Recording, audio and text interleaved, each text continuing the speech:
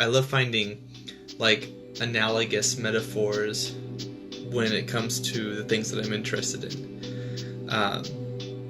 Yo, sleazy terps.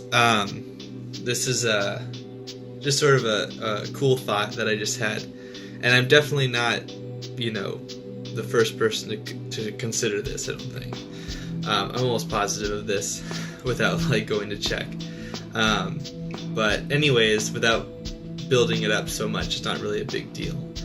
I had this thought where one could perhaps, who doesn't really understand things like like pathogens, and how they reproduce and disperse. I had a similar sort of topic recently where I thought that the ways in which pathogens sort of grow and spread is sort of similar to the way that advertisements grow and spread, and the same sorts of strategies that you use to infect somebody with a thought, to inculcate within them some sort of a concept and transfer of a meme, essentially. It's the same sort of a thing that pathogens use as virulence factors and effectors and things like this. So one can perhaps use advertisements and certain things in advertisements as sort of analogous metaphors for pathogen ingress. For example, just as an example from the last video, you could consider the fact that you have to, because the whole point of an advertisement is to get you to think a certain way, maybe utilizing things like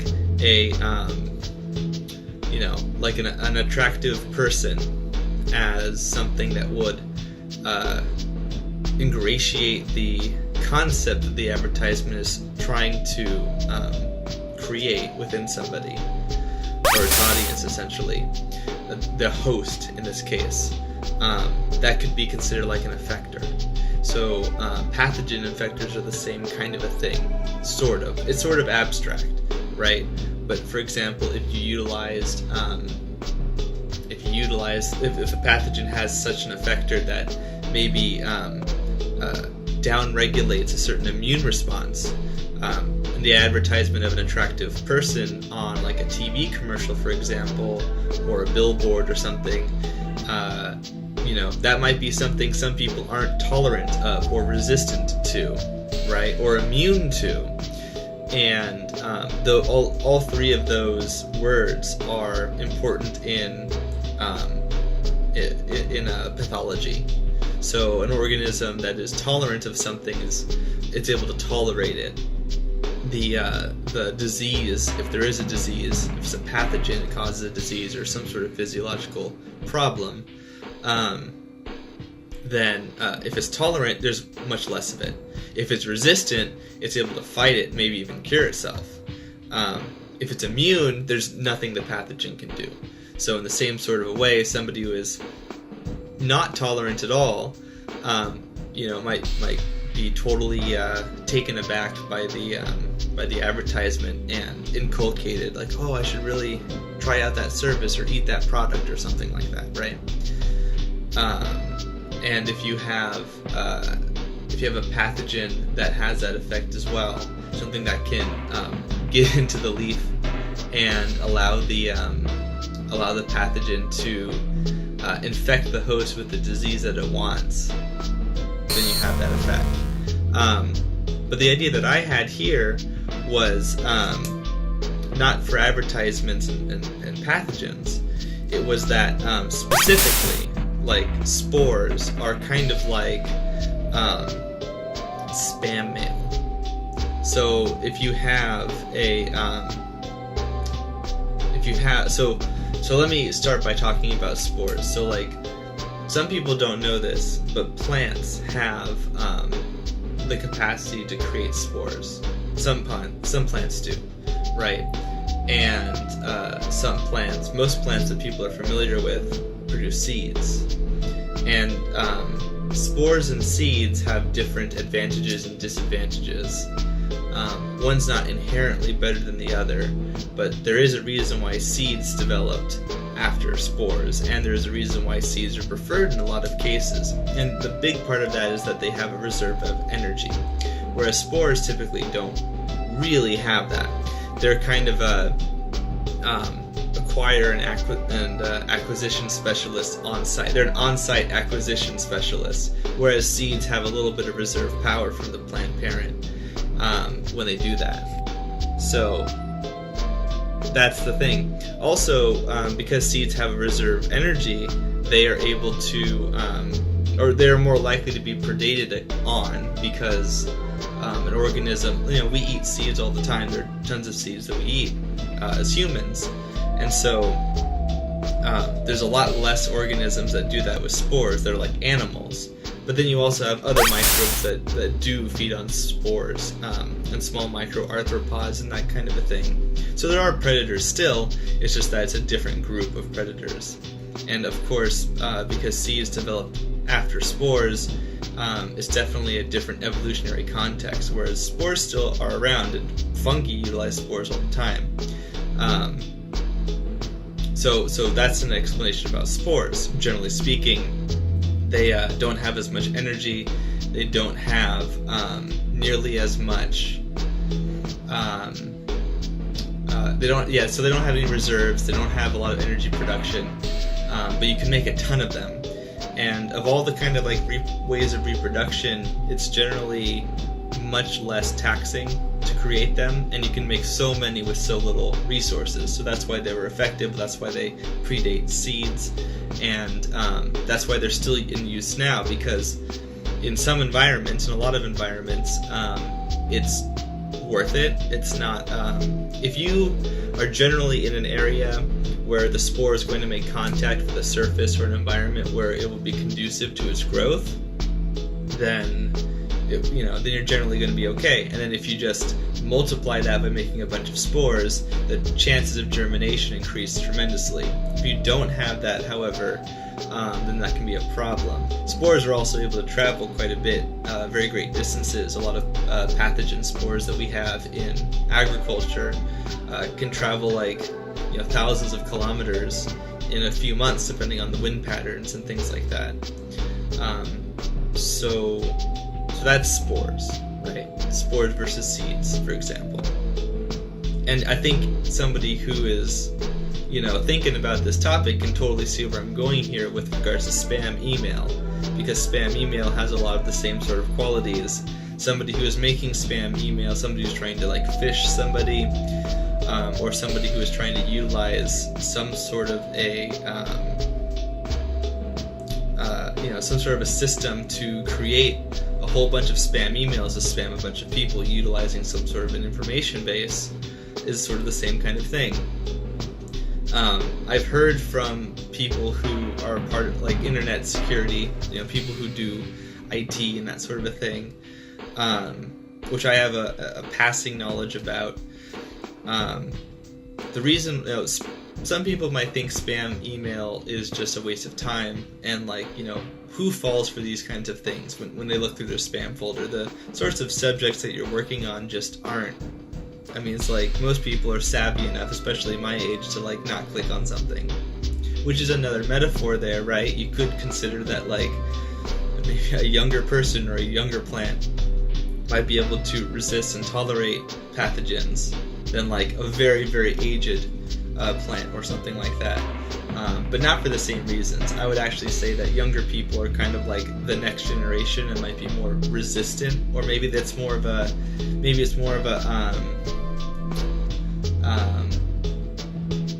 what am I thinking of? What's the word? I can't believe I'm forgetting the word. Epigenetic, right?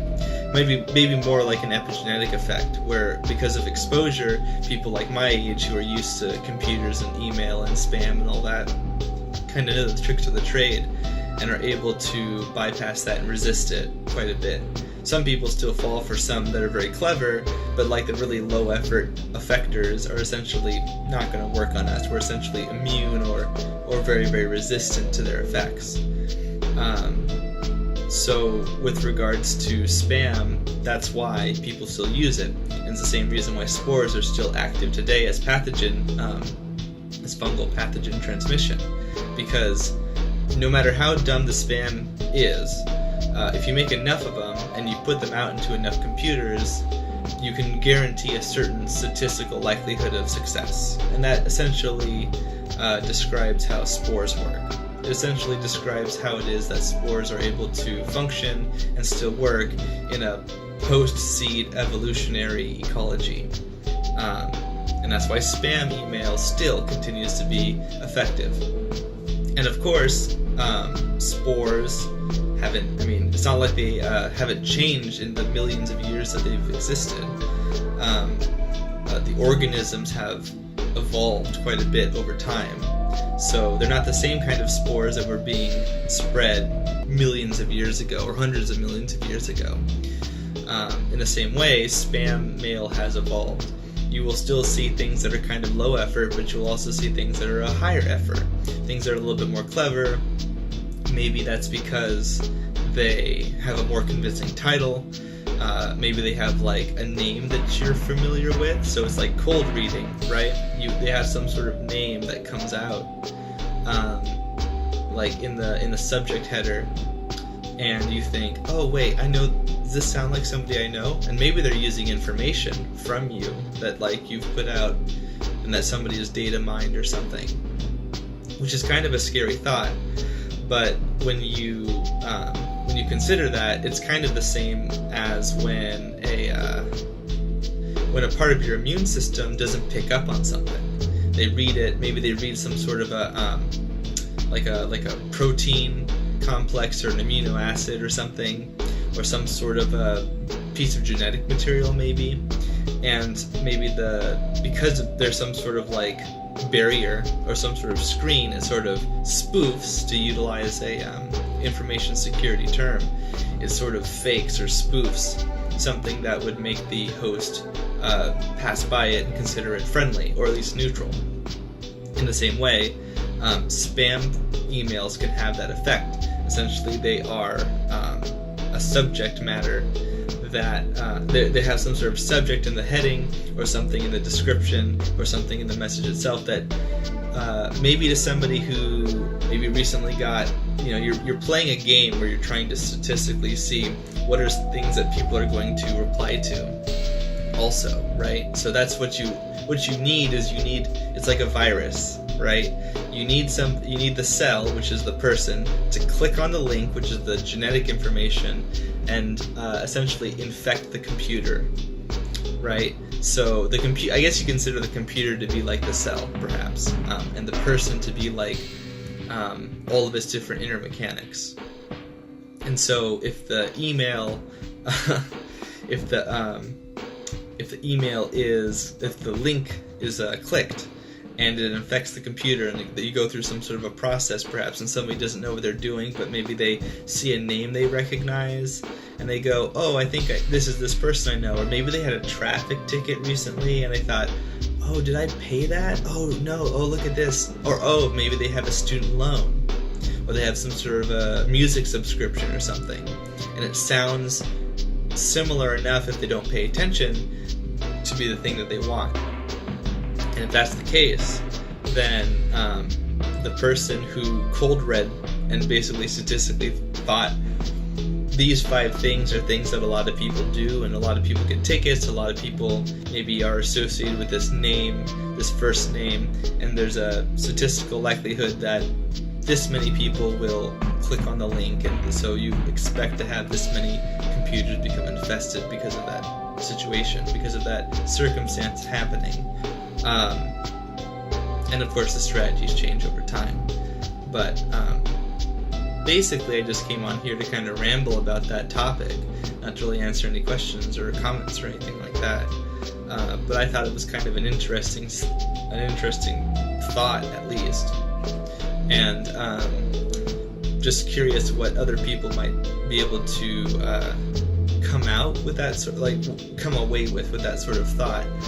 I really value having metaphors for interactions and interesting sort of complex scientific phenomena, because kind of in my line of work especially, it's a lot of technical data, a lot of technical information, and it's very important as a good science communicator to make your information accessible.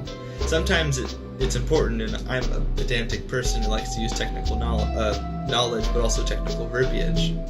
And, it's important to know your audience, of course, and it's important to use the technical terms when it's necessary and important. But if you're reasonably sure that somebody isn't going to, or some group of people in your audience isn't going to necessarily get every single technical information word, then what you can do is you can define it, or you can use a simplified version of the term and then talk about it at a later date or something like that, or you can use a metaphor or some sort of a simile to make an analogy.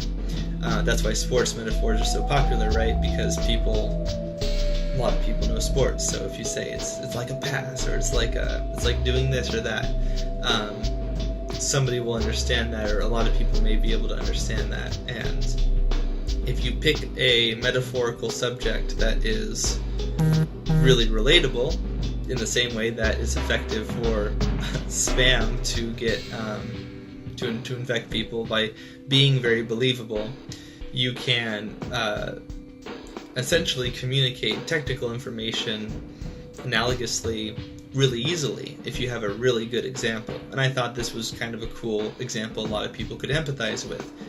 Pretty much everyone gets spam. Pretty much everyone my generation knows to ignore 99% of spam, and might get complicated in a few situations which you would consider to be maybe pathovars, or which are pathogen varieties.